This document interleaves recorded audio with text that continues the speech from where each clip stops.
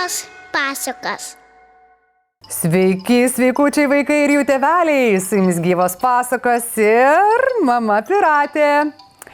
Na, o šįkart paskaitysiu apie merginą, kuri buvo greitesnė už žirgą. Vieną vasarą vaiskiai kaitriai šviečiant saulei, iš bedugnės paėmusios sniego, burtininkės nulipdė merginą. Vėjas įkvėpė jai gyvybės, rasa ją pamaitino, miškas aprengė, o pieva papuošė gražiais smargaspalviais žiedais.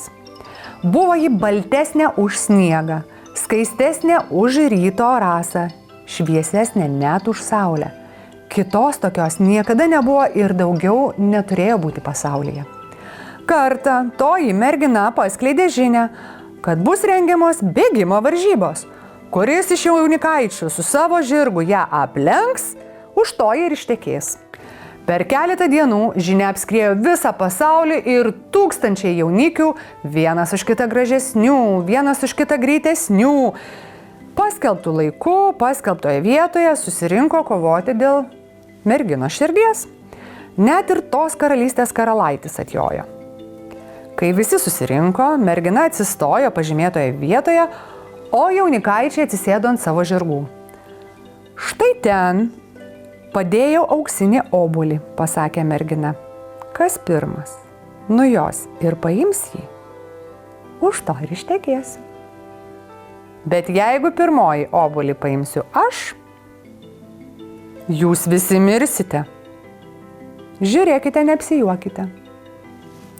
Raiteliai susižvalgė, nes kiekvienasgi tikėjosi laimėti jo širdį. Pėsčia jį žinoma, ne vienu iš mūsų neplenks, galvoja jie savo. Bet kas bus pirmas? Kamgi nusišypsos laimė? Suplojo mergina rankomis ir visi jaunikaičiai nurūko.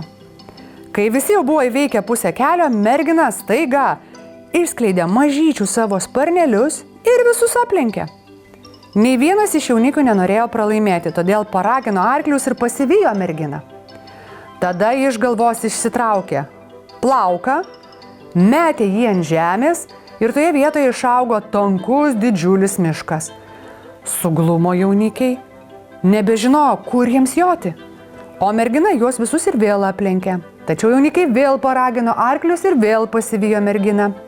Tada mergina pravirko, nukrito ant žemės jos ašara ir iškart patapo milžiniška didžiulė upe, kuri vos nepaskandino visų jaunikaičių.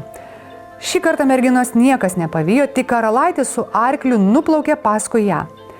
Kai pamatė mergina, kad tolsta, 3 kartus ištarė Dievo vardą ir ši sustingo. Jis čiupo merginą, pasisodino ant žirgo, perplaukė upę ir per kalnus nujojo namo. O užjojęs į patį aukščiausią kalną pamatė, kad merginos ir pėdos atšalusios. Štai tokia pasaka. Ne vienam netiteko gražuolė, nes buvo greitesnė už juos visus. Ačiū visiems buvusiems drauge, kviečiu ir toliau prenumeruoti mūsų kanalą Gyvos pasakos, sekti mūsų profilių socialiniuose tinkluose. Nu, aš tariu jums iki kitų pasakų.